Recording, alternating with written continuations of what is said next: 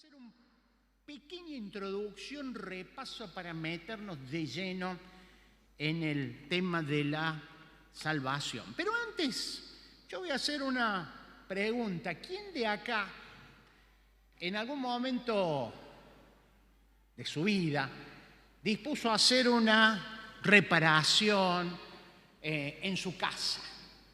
Dijo, bueno, mira, vamos a hacer, ahí Loli dice, levanta la mano, dice, yo. Y vamos a hacer, a veces hacemos un arreglo en el baño, hay que cambiar caño sanitario, cerámico. Y son esos trabajos que empiezan y no sabemos cuándo terminan, causa muchísimas molestias en el tiempo. Después sí nos sentimos gratos cuando termina la obra y vemos que concluyó y menos mal que ya se fueron todos. Podemos hacer muchas reparaciones en nuestra casa. Podemos cambiar pisos, podemos cambiar los cerámicos, podemos cambiar los sanitarios, podemos cambiar los caños, podemos cambiar las aberturas. Aquellos que en algún momento sus casas son de los años 60, 70, las aberturas eran metálicas y el tiempo pasado se ha corrompido y hoy a veces hasta hay que cambiar aberturas, cambiar puertas, ventanas, hasta a veces cambiamos techos. Pero hay algo de una construcción que no se puede cambiar. ¿Qué cosa? Los cimientos. El fundamento de la casa yo no lo puedo cambiar. El fundamento se pone una sola vez. Por eso trabajan los ingenieros, hacen cálculo. ¿Y cómo va a ser esta construcción? ¿Cuánto va a soportar? Y hacen medidas, para eso han estudiado y estiman el peso, la antigüedad, los materiales, y hacen fórmulas, cálculos para determinar, porque el fundamento se pone una sola vez. Y yo quiero decir que la palabra de Dios nos dice que la iglesia, que no es este espacio físico, sino que es un conjunto de personas, es como un edificio que va creciendo y que tiene un fundamento que no cambia. Vamos a leer 1 Corintios 3, 10.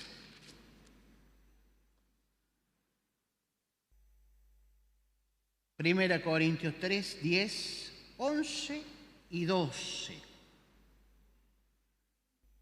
1 Corintios 3, 10, 11 y 12. Conforme a la gracia que Dios me ha sido dada, yo, dice el apóstol Pablo, como perito arquitecto puse el fundamento y otro edifica encima, pero cada uno mire cómo sobreedifica. Versículo 11, porque nadie puede poner otro fundamento que el que está puesto, que es el cual es Jesucristo. Nadie puede poner otro fundamento en la iglesia, el cual es Jesucristo. Y Pablo dice, y sobre ese fundamento se va edificando, construyendo la iglesia. Efesios 2:20.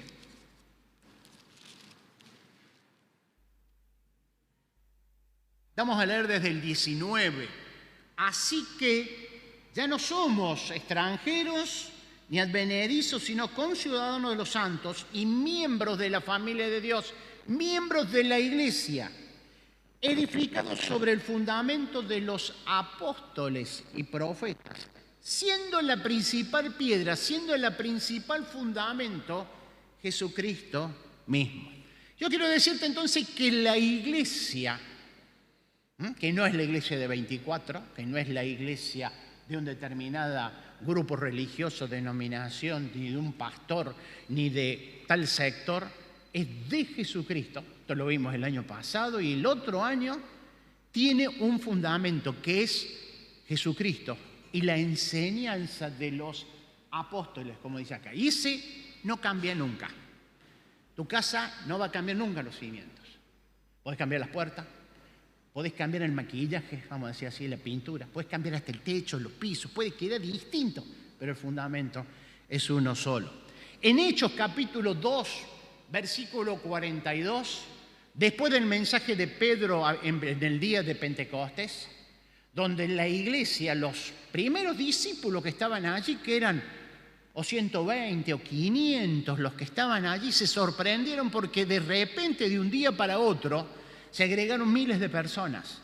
Y dice en el versículo 2:42 que perseveraban los 120, los 500 más los 3000 en la doctrina de los apóstoles, que es la enseñanza de Jesús, la que nosotros tenemos acá. Esta no cambia. Yo puedo cambiar el horario, puedo cambiar el formato.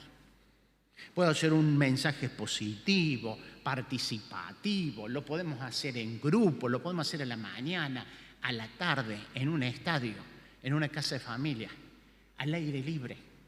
Pero el mensaje siempre es el mismo. Siempre el mensaje es el mismo.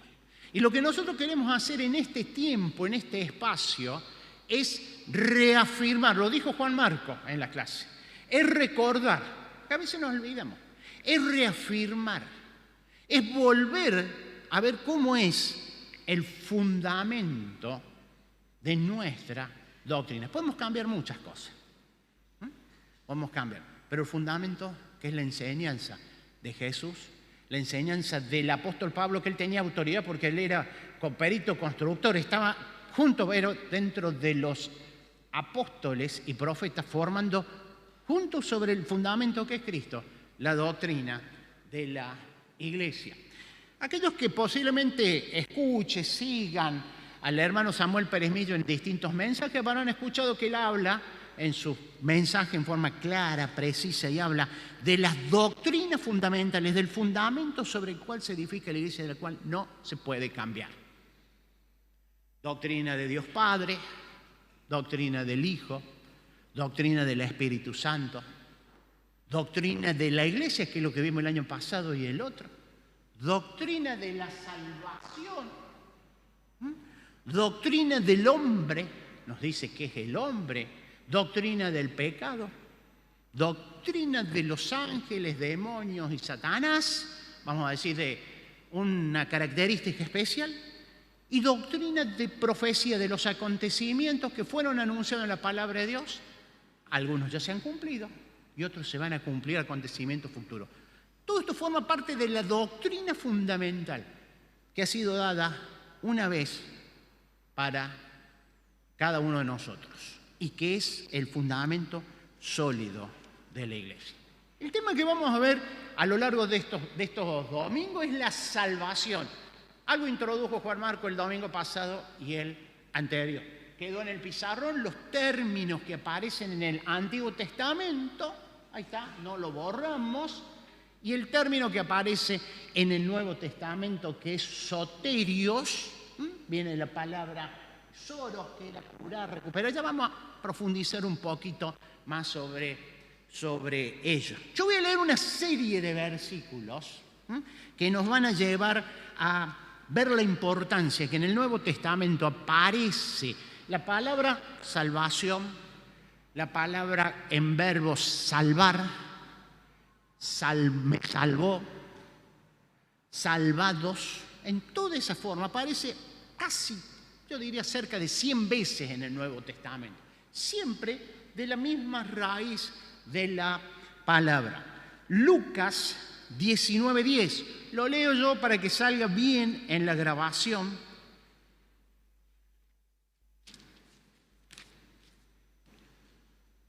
Porque el Hijo del Hombre, porque Jesús vino a buscar y a salvar lo que se había perdido. Hechos 4. Eso dice Jesús. Ahora lo que dice Pedro en los primeros días de la iglesia, Hechos 4:12. De hecho, en ningún otro hay salvación, porque no hay bajo el cielo otro nombre dado a los hombres, dado a la humanidad, en el cual podamos ser salvos. Salvación y salvos. Romanos 1:16.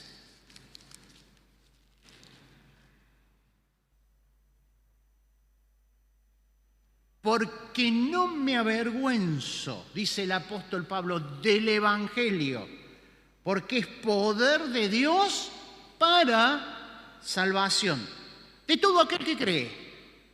Si es judío, a quien estaba dirigido originalmente el mensaje, y también al griego o también al no judío, léase allí. Efesios 1:13.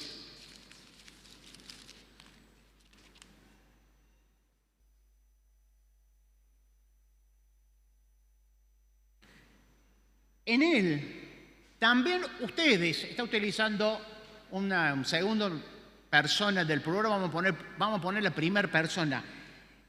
En él nosotros, cuando oímos el mensaje de verdad, el evangelio que les trajo la salvación, y lo creyeron, fueron marcados por el sello del Espíritu Santo. Pablo escribía a la iglesia que estaba en Éfeso y le decía: ustedes creyeron en el mensaje del evangelio, lo que leíamos recién en Romanos, y que les ha traído la salvación porque creyeron.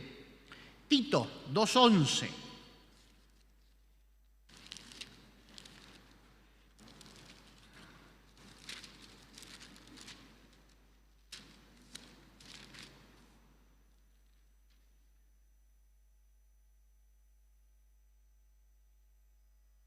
Porque la gracia de Dios se ha manifestado para salvación a todos los hombres, a toda la humanidad. Ahí cuando habla hombres es genérico, a toda la humanidad, enseñándonos que renunciemos a la impiedad y a los deseos mundanos, vivamos en este siglo sobria, justa y piadosamente. Porque la gracia de Dios se ha manifestado para salvación. A veces Juan Marco mencionaba que es un tema de la salvación, un tema que a veces no lo escuchamos muy seguido. Lo decía el primer domingo. Y hace algunos días estaba leyendo Primera Pedro, y Pedro comienza a hablar en su epístola sobre la esperanza viva, capítulo 1, versículo 3, de la herencia incorruptible, incontaminada que tenemos. Pedro está comenzando su carta a una iglesia que vivía con muchos problemas, era perseguida, eran tiempos difíciles. Y Pedro los exhorta a él: nosotros tenemos herencia, tenemos riqueza, tenemos la persona de Cristo Jesús. Pero hace varios días que me quedó el versículo 10, pero vamos a leer desde el 8. Ustedes, Pablo le escribía a todos los que estaban dispersos en lo que era el Asia Menor, distintos creyentes que estaban pasando momentos de dificultad y de prueba. Ustedes lo aman a pesar de no haberlo visto, y aunque no lo ven ahora, creen en él y se alegran con un gozo indescriptible y glorioso, pues están obteniendo la meta de su fe, que es la salvación. Los profetas, y esto es lo que me impactó, y leí un comentario en el devocional hace varios días. Los profetas, acá está hablando de los profetas del Antiguo Testamento, que anunciaron la gracia reservada para ustedes, reservada para nosotros. Estudiaron, observaron esta salvación, querían descubrir a tiempo y en qué circunstancias se refería el Espíritu de Cristo que estaba en ellos cuando testificó acerca de antemano los sufrimientos de Cristo y la gloria que vendría después de ellos. Pero dice: ustedes hoy comparten la salvación. Es el deseo mío y de muchos, todos los que estamos aquí en esta mañana, en este lugar, en este salón, podemos decir: nosotros compartimos de la salvación que Dios nos ha dado. Pero acá dice: los profetas en la antigüedad estudiaron, observaron, inquirieron diligentemente, ordenadamente, de esa salvación que ya venía anunciada de antemano. Porque no comenzó en Pentecostés, ya lo vamos a ver un poquito más adelante. No comenzó con Isaías, ni con Jeremías, ni con David. Comenzó antes que se creara el mundo, en la voluntad de Dios. quiero decirte que todo esto que nosotros vamos viendo no es para que nos formemos intelectualmente. Lo dijo Juan Marco en la clase. No es para formación.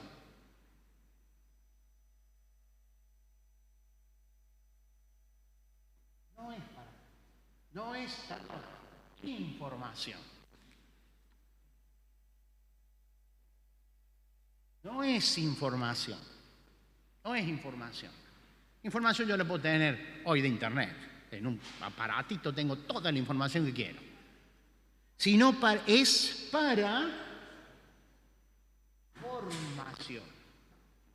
Para que transforme, es más que forma, me transforme espiritualmente. No es para llenar mi mente, no es para llenar mi biblioteca, sino para que mi vida sea transformada y cada día me parezca más al Señor en este proceso de la salvación. Ahora vamos de lleno, nos metemos. ¿Qué es salvar? ¿Qué es la salvación? A veces nosotros utilizamos este término en cuestiones muy simples. Yo cuando digo vulgar no lo estoy hablando despectivamente, sino en cuestiones cotidianas, pero bíblicamente, de acuerdo a la palabra de Dios, la palabra salvación es más profundo que eso. Resulta que iba caminando y se me cayó el celular y por suerte se me salvó, porque tenía una funda. Se me salvó el celular, digo. Y lo levanté, o se me cayó el agua y se me salvó el celular. ¡Qué bueno! No es ese término. Tenía que rendir, los chicos que estudian, los que están ahí, y justo vino y me tomaron el tema que había preparado ahí a último momento, que lo tenía fresco, y me salvé y aprobé. Aquellos que tienen un poco más de años, nacieron de los años 70 para atrás y les tocó hacer el servicio militar. ¿Se acuerdan? Venía el sorteo y algunos salían muy contentos porque decían: me salvé de hacer el servicio militar. Me salvé de hacer. Yo quiero decirte que bíblicamente lo que Dios no quiere decir en su palabra con nosotros no es eso. Eso es algo cotidiano. Lo utilizamos en la palabra. Ahí la salvación, la palabra es rescate, recuperación. Significa liberación, rescate de un peligro. Escuchen esto, de un peligro cierto, inminente, grave y terrible. Yo pienso que se me rompe el celular. Sí, puede ser cierto. Es grave, es terrible y puede complicar un poquito. Que no apruebe una materia, que haya tenido que hacer el servicio militar un año.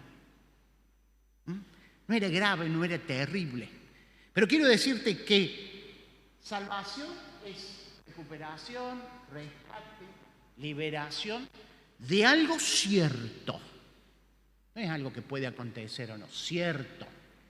Inminente, está ahí. Lo estoy transitando. Grave y terrible. Acuérdate entonces, salvación es, estoy frente a un peligro cierto, inminente, grave y terrible. Olvídate si te me rompe el celular.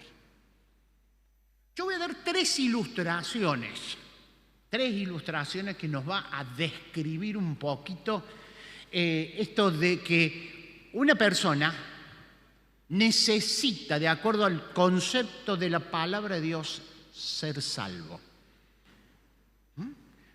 Una persona que se está ahogando en un río, en un lago, en un mar. Cada vez que llega el verano aparecen esas trágicas noticias de aquellas personas que se ahogan en ríos crecidos, en lagos. Yo recuerdo de que era chico, que escuchaba por ahí cuando llegaba el verano, por la radio en aquel entonces, esas noticias. Me causaba mucha pena. Los otros días, en las crecidas de Buenos Aires, la inundación, un chico se tiró al canal, no sabía nadar. A un canal que ría agua. Hace una semana, unos meses, en un lago, práctica deportiva, se ahogó una persona. Esa descripción de peligro cierto, inminente, grave y terrible, lo podemos describir en alguien que se está ahogando. Salmo 69. Miren lo que escribe David. Salmo 69, 1 y 2. Sálvame, oh Dios, porque las aguas han entrado hasta el alma. Estoy hundido en el cieno profundo, donde no puedo hacer pie. He venido a abismos de agua y la corriente me ha anegado. Eso escribía el poeta, el pastor, el que fue rey, David. Y describía una situación espiritual inminente, grave, terrible, ¿cierto? Como alguien que se está ahogando en un río, en un mar, en un lago, por la crecida, por la circunstancia que está. ¿Se acuerdan Pedro? Señor, cuando va caminando sobre las aguas, si eres tú, desciende del bote y va caminando y estaba la tormenta y cuando comienza a mirar el agua, deja de ver al Señor, comienza a hundirse. ¿Qué dijo Pedro? Señor, sálvame. Y se comenzó a hundirse. ¿Qué experiencia? Ahí lo tenemos. David lo utiliza en una poesía en el Salmo. Pedro lo experimenta físicamente. Me estoy ahogando, Señor, sálvame. Era experimentado, hombre que había andado muchas veces en la laguna, porque era un lago en realidad. Entonces la primera ilustración,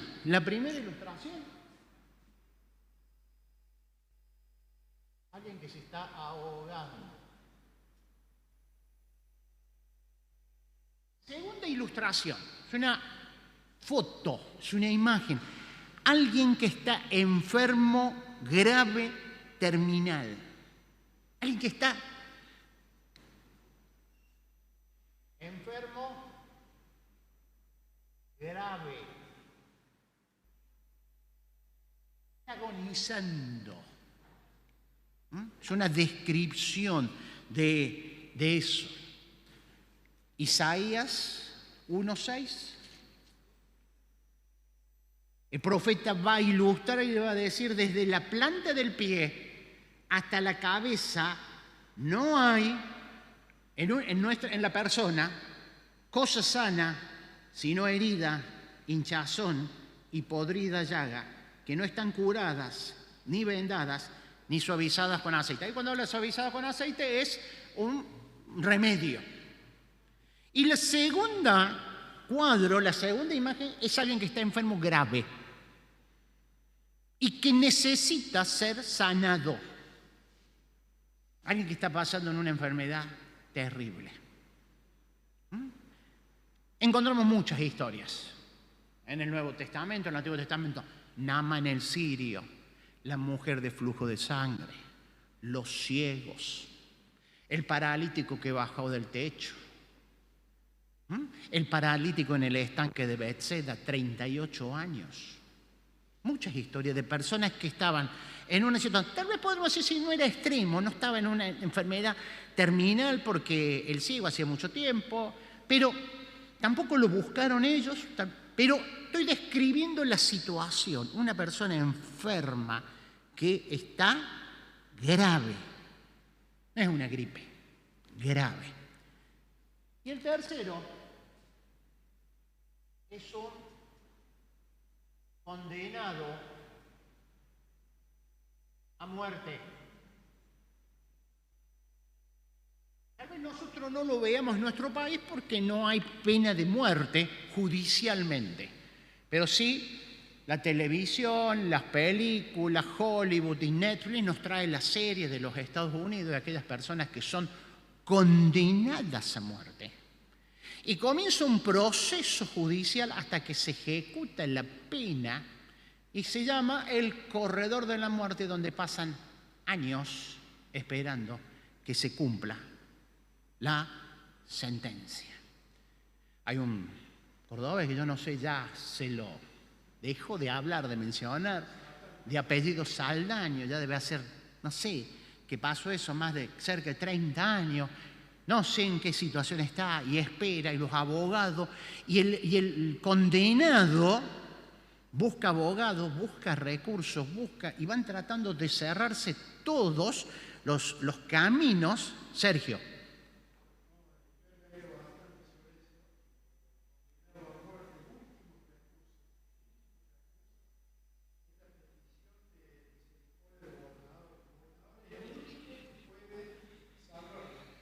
Es el último recurso, justamente.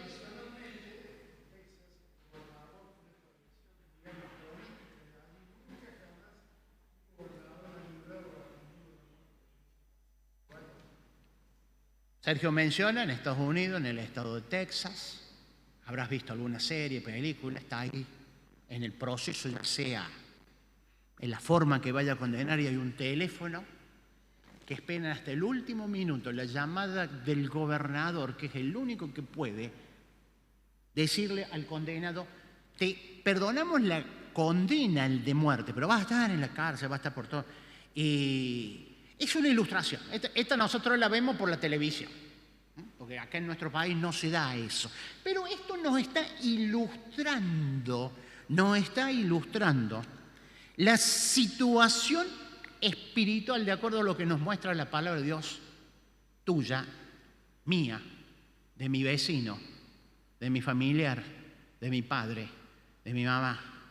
Esta es la realidad de toda persona. Como alguien que se está ahogando, como alguien que está enfermo terminal, o como alguien que está en la cárcel. Te voy a dar un ejemplo para que entendamos la situación, porque a mí me gusta dar un ejemplo con la palabra de Dios. Hechos capítulo 12, Pedro estaba en la cárcel. Habían matado a Jacobo, al hermano de Juan, discípulo de Jesús. ¿Y qué iba a hacer Herodes? Y lo iba a matar a Pedro. Lo habían matado a Jacobo, que era uno de los discípulos, tal vez haya sido uno de los mayores en edad. Y ahora venía Pedro, que Pedro es el que iba siempre al frente. Hechos capítulo 12. Y Pedro esperaba la sentencia de Herodes. ¿Pero qué pasó esa noche? No vino la llamada de teléfono de que Herodes perdonaba la vida, sino que el Señor lo salvó. Abrió las puertas, se cayeron las cadenas, las cerraduras se abrieron y él salió hasta la calle, y ahí toma realidad de la dimensión. A él le esperaba la muerte. Hechos 12, 1 al 5. Entonces, para que veamos en estas ilustraciones con algunas referencias bíblicas, y llegamos a esta conclusión: el hombre, la mujer, vos, yo, y esto lo enseña la Biblia, está mortalmente enfermo, judicialmente condenado a muerte, y está totalmente impedido de salvarse a sí mismo.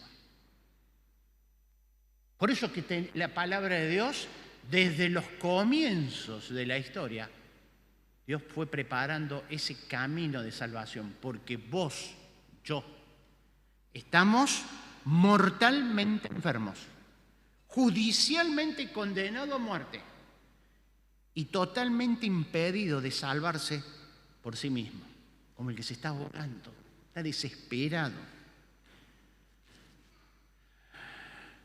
Lo dijo Juan Marco mencionando a un gran teólogo: la salvación no es obra del hombre para agradar a Dios.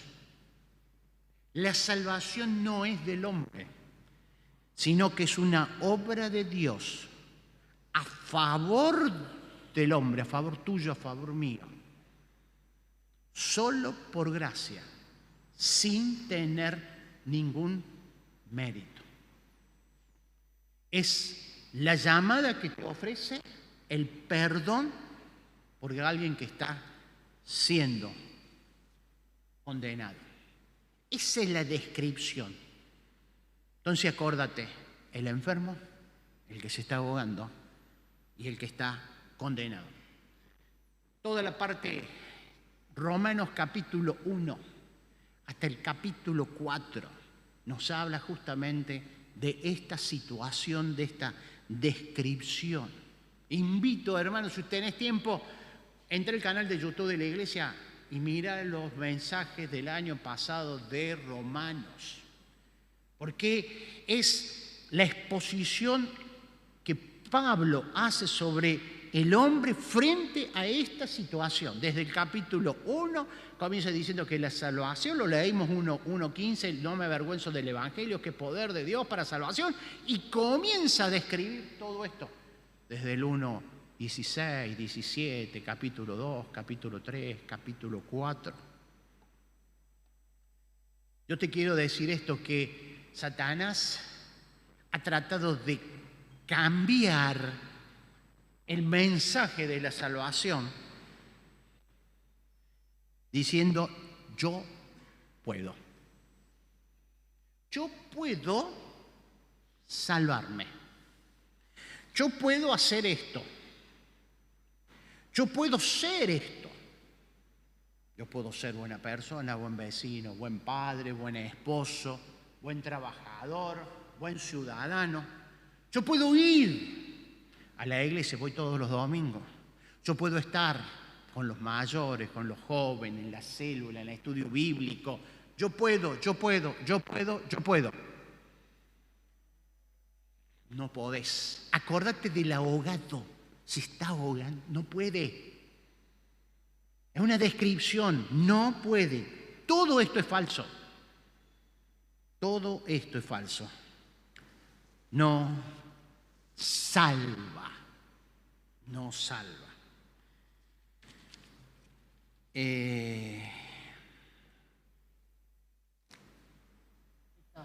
tres descripciones nos llevan a la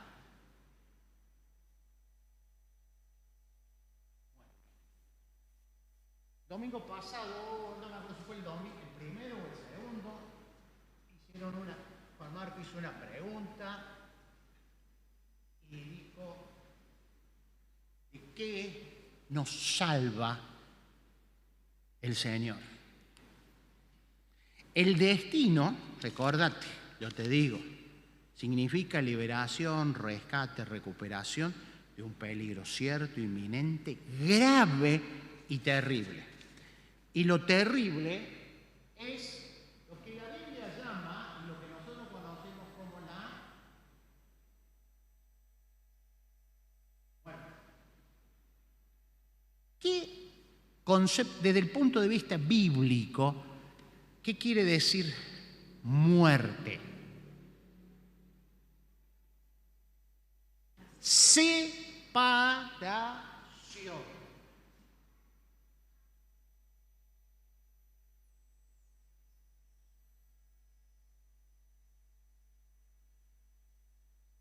Separación.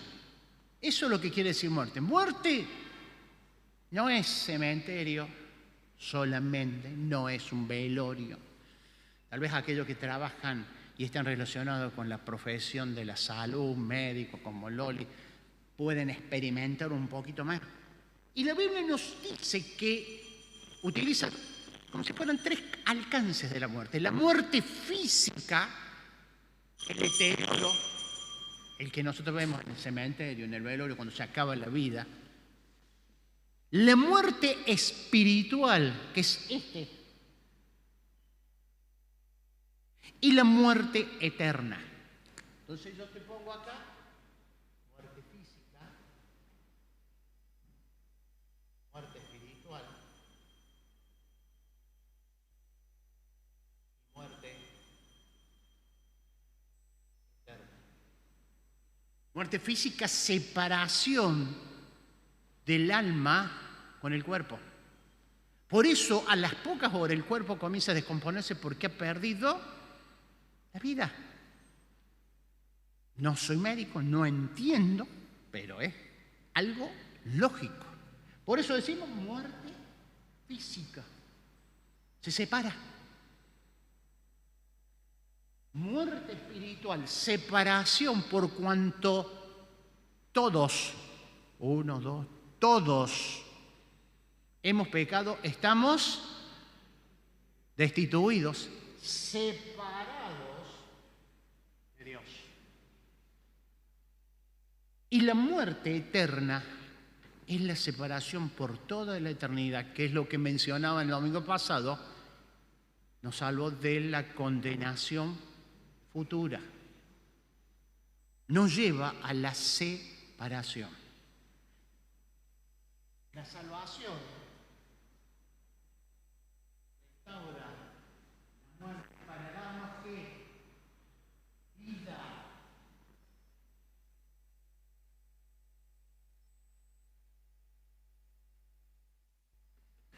Dijo Jesús, yo he venido para dar vida y vida en abundancia.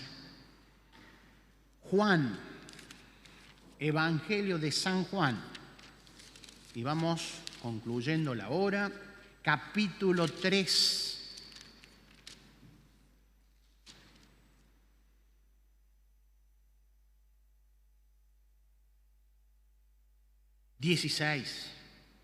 Porque de tal manera amó Dios al mundo, a las personas, que dio a su Hijo único para que todo aquel que en Él crea no se pierda, mas tenga vida eterna. Porque no envió Dios a su Hijo al mundo para condenar al mundo, sino para que el mundo sea salvo por Él. El que en Él cree, si yo creo, no soy condenado, soy salvado. Acordate la figura, no te olvides de la figura, a veces puede ser un poquito dura. Pero el que no ha creído, el que cree no es condenado, pero en el que no cree, no dice va a ser condenado, ya es condenado, se está ahogando, está en el corredor de la muerte, está agonizando, porque no ha creído en el nombre del único Hijo de Dios. El único remedio a la salvación, lo vamos a ver los domingos que vienen, es Cristo Jesús. Por eso decimos, yo no puedo hacer nada, no puedo ser, no puedo ir, no puedo estar. Juan 3:36. El que cree en el Hijo tiene, no dice tendrá, ¿qué dice? Tiene vida eterna. Pero el que rehúsa, el que rechaza ser salvado, ser curado, ser perdonado, no verá la vida, sino que la ira de Dios o el castigo está sobre él. Está sobre él. ¿Qué es la vida eterna?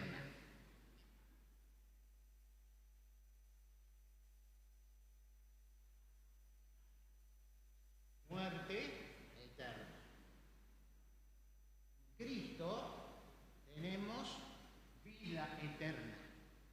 Juan 17, 2 y 3, el último de hoy.